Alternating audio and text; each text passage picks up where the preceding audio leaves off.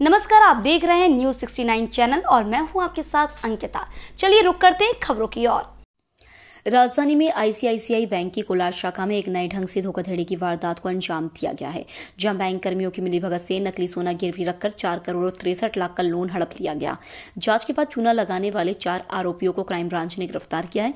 इस मामले में 4 बैंक कर्मचारी, 3 सुनार और 10 कस्टमर्स समेत कुल 17 लोगों पर धोखाधड़ी सहित अन्य धाराओं में मामला दर्ज किया गया है। फरार आरोपियों की तलाश की जा रही है। मामले का खुलासा बैंक के ऑडिट के दौरान हुआ।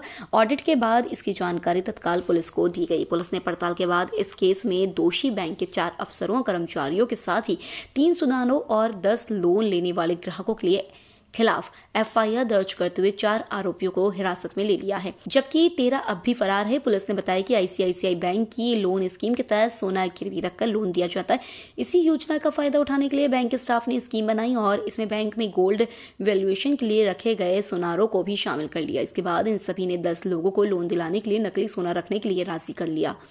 इसके बाद इस धोखाधड़ी को अमली जामा पहनाने के लिए बैंक में नकली सोना रखने वालों का वैल्यूएशन उन्हीं सुनारों से कराया गया जो इस साजिश में शामिल थे। सुनारों ने नकली को असली सोना बताते हुए लोन पास करने के लिए अपनी सहमति दे दी। इसके बाद बैंक स्टाफ ने इन 10 ग्राहकों को 4 करोड़ 63 लाख का लोन मंजूर कर दिया। भोपाल से न्यूज़ 69 के लिए वाजिद खान की रिपोर्ट। दरअसल इस तरह के मामलों में ये देखने को मिला है कि सरकारी एजेंसीज़ की जो साइबर सिक्योरिटी की क्वालिटी है वो एट पार नहीं है। जो हैकर्स हैं उनके पास बेहतर टेक्नोलॉजी है और वो देश के विभिन्न हिस्सों से और इवन कुछ देश के बाहर के भी अन्य देशों से इस तरह के अटैक करते हैं। तो उसमें नो डाउट कि जो हमारी नेशनल लेवल पे एजेंसीज है सर्ट-इन और जो साइबर क्राइम को देखती हैं उनको अलर्ट जाते हैं और वो टाइम बाय टाइम इस तरह की एजेंसीज़ की जो साइबर सिक्योरिटी है उसकी ऑडिट करती हैं, उसको एनालिसिस करती हैं और उनको जो भी उसमें हेल्प चाहिए होती है वो करती हैं।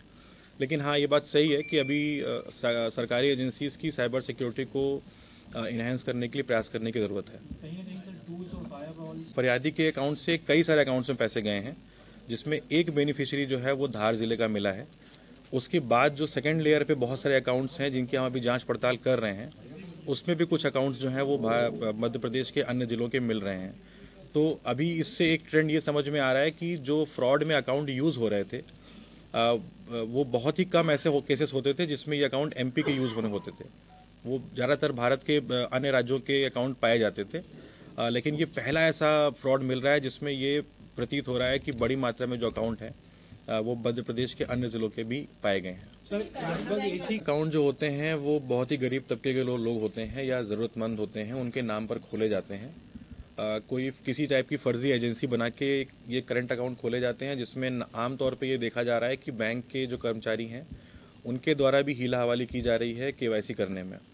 पिछले कई ऐसे मामले हुए हैं जिसमें हमने क्राइम ब्रांच में बैंक के कर्मचारियों को भी आरोपी बनाया है, जहां पर यह प्रतीत हुआ है कि केवाईसी करने में उनके द्वारा कुछ गड़बड़ी की गई है। इस केस में भी हम इस एंगल पे विचार कर रहे हैं। जितने भी अकाउंट्स हैं उनकी केवाईसी के जो लेटर्स हैं वो मंगाए गए हैं। अगर उसमें कुछ इस प्रकार की गड़बड़ी या धोखाधड़ी पाई जाएगी तो उनके ऊपर भी कार्रवाई की जाएगी। अल्टीमेटली जो इस तरह के अकाउंट्स हैं वो उन लोग के नाम पर होते हैं जिनको 2000-5000 रुपये दे के बरगला दिया जाता है और उस अकाउंट को फ्रॉड के लिए यूज़ किया जाता है। पिछले कुछ टाइम में हम लोगों ने उन पे थोड़ी सी दया करते हुए, थोड़ी सी उनको रहम बरतते हुए उन लोगों को छोड़ दिया था जिनके नाम पर ये अकाउंट खोले जा रहे थे। पर अभी ये देखने को मिल रहा है कि ऐसे लोग कुछ मंथली कमीशन लेके अपने अकाउंट उन लोग को दे देते हैं, फ्रॉड करने वालों को। तो हम लोग का प्रयास ये रहेगा कि आगे से इस तरह के मामलों में जो अकाउंट होल्डर है उसका भी नाम जो है आरोप पत्र में दाखिल हो।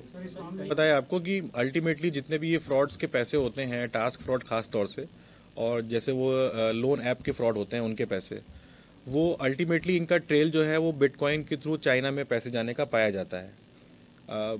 जो अकाउंट खोलने वाला व्यक्ति होता है और अकाउंट को यूज़ करने वाला व्यक्ति होता है, उनकी कुछ कमीशन सेट होती है। उस कमीशन को निकाल के बाकी सारा पैसा जो है वो देश के विभिन्न खातों में मूव करा के, ताकि उनको ट्रेस करना मुश्किल हो एजेंसीज़ के लिए, और अगले 2-3 दिनों में उसको मूव करा के क्रिप्टो के माध्यम से चाइना भेज दिया जाता है। आमतौर पे यही मॉडस ऑपरेंडी पाई जाती है। इस केस में भी यही पाई गई है। सर, बैंक अकाउंट कहाँ से प्राप्त करते हैं, क्योंकि अधिकतर केस इन्वेस्टिगेशन नहीं की है, आगे उसको शामिल किया जाएगा इसमें। जिन नंबरों से अपराध होते हैं वो कंटिन्यू प्रोसेस में रहते हैं, उनको बंद कराने के लिए कोई प्रावधान नहीं है? बिल्कुल है। और ज़्यादातर मामलों में जो नंबर यूज़ होते हैं वो बंद हो जाते हैं। बहुत कम ही ऐसे होते हैं जो चल रहे होते हैं, और कभी कभी इन्वेस्टिगेशन को जारी रखने के लिए उन नंबरों को बंद करवाना मुश्किल होता है। नंबरों को बंद करवाने के बाद जो उसके पीछे आरोपी होते हैं उनकी इन्फॉर्मेशन मिलना बंद हो जाती है। तो हम कभी कभी ये प्रयास करते हैं कि इन्वेस्टिगेशन में अगर किसी को पकड़ना है या उसके बारे में पता करना है तो उन नंबरों को बंद करवाने के लिए हम रिक्वेस्ट नहीं करते हैं। हालांकि अगर वो नंबर देश के अलग अलग हिस्सों में क्राइम ब्रांच या साइबर सेल द्वारा रिपोर्ट किया जाता है तो टेलीकॉम एजेंसीज उसको तुरंत बंद कर देती हैं। सर गवर्नमेंट डिपार्टमेंट भी कहीं ना कहीं इस तरह की वेबसाइट्स एक्चुअली बहुत सारी होती हैं। ये एक प्राइमरीली जो हमको सूचना मिली थी, सिमिलर वेब करके इसका नाम है, जो इस तरह की फ्रॉड की एक्टिविटीज़ को यूज़ करने के लिए, प्रोपेगेट करने के लिए यूज़ की जाती हैं। इस प्रकार की बहुत सारी फ्रॉड की वेबसाइट प्रचलन में होती हैं। आज की डेट में भी बहुत सारे टेलीग्राम ग्रुप्स ऐसे चल रहे हैं जो रिपोर्ट होते हैं। उनमें तमाम तरह की वेबसाइट्स ये पर डे बनती हैं और रिपोर्ट होने के बाद बंद हो जाती हैं।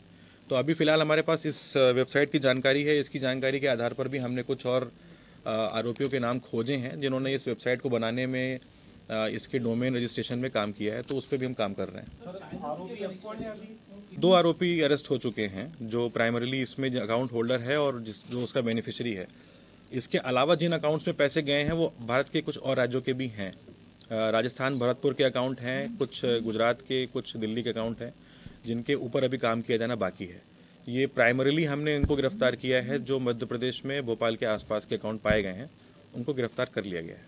जैसा कि देखा जा रहा है सर कि अधिकारी और सुनारों, बिल्कुल, बैंक अधिकारी और सुनारों की और साथ में जिनके नाम पर अकाउंट खोले गए हैं उनकी जो प्राइमरीली जो लिंक निकल के ये आया है कि लोन के लिए जो लोग एलिजिबल नहीं हैं गोल्ड लोन के लिए, उनको ये लोन दिए गए हैं। सेकेंडली, बहुत सारे अकाउंट्स में गोल्ड ही नहीं मिलता है, तो इसका मतलब ये है कि उसके बदले कोई क्विड प्रो क्वो, यानी कि उसके बदले कुछ पैसा लेने की या मेलिफिसेंस करने की सूचना प्राप्त हुई है। उस पर हम लोग इन्वेस्टिगेट कर रहे हैं।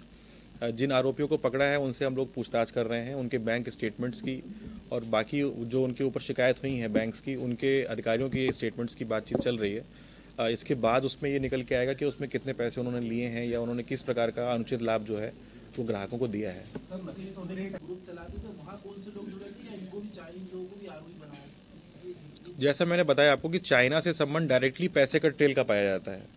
अल्टीमेटली पैसा क्रिप्टो के माध्यम से चाइना चला जाता है। पहला तो ट्रेल ये मिलता है। दूसरा ट्रेल ये मिलता है कि ये जो अकाउंट होते हैं ये टेलीग्राम में चाइनीज़ लोग जो हैं उनको शेयर किए जाते हैं। फिर वो अपने अलग अलग ग्रुप्स में जहाँ फ्रॉड हो रहे होते हैं उन लोगों को ये अकाउंट शेयर करते हैं। फिर वो फ्रॉड के पैसे इन्हीं अकाउंट्स में आते हैं और बाकी और अन्य फ्रॉड के अकाउंट्स में पैसे घूमते हैं ताकि ट्रेल जो है ट्रेस करना मुश्किल हो, उनकी ट्रेल करना मुश्किल हो, और फिर अल्टीमेटली वो क्रिप्टो के माध्यम से चाइना में चले जाते हैं। तो चाइना का जो रोल है वो इन अकाउंट्स के जो बेनिफिशरी हैं उनको यूज़ करते हुए फ्रॉड करवाना है और जो पैसा आ रहा है उसको वापस चाइना ले जाने का है। ये दोनों टच में रहते थे? हाँ। कोई अन्य जिलों से भी इसी तरह की और खबरें देखने के लिए बने रहे हमारे साथ, देखते रहिए न्यूज़ 69 चैनल। जब तक के लिए धन्यवाद।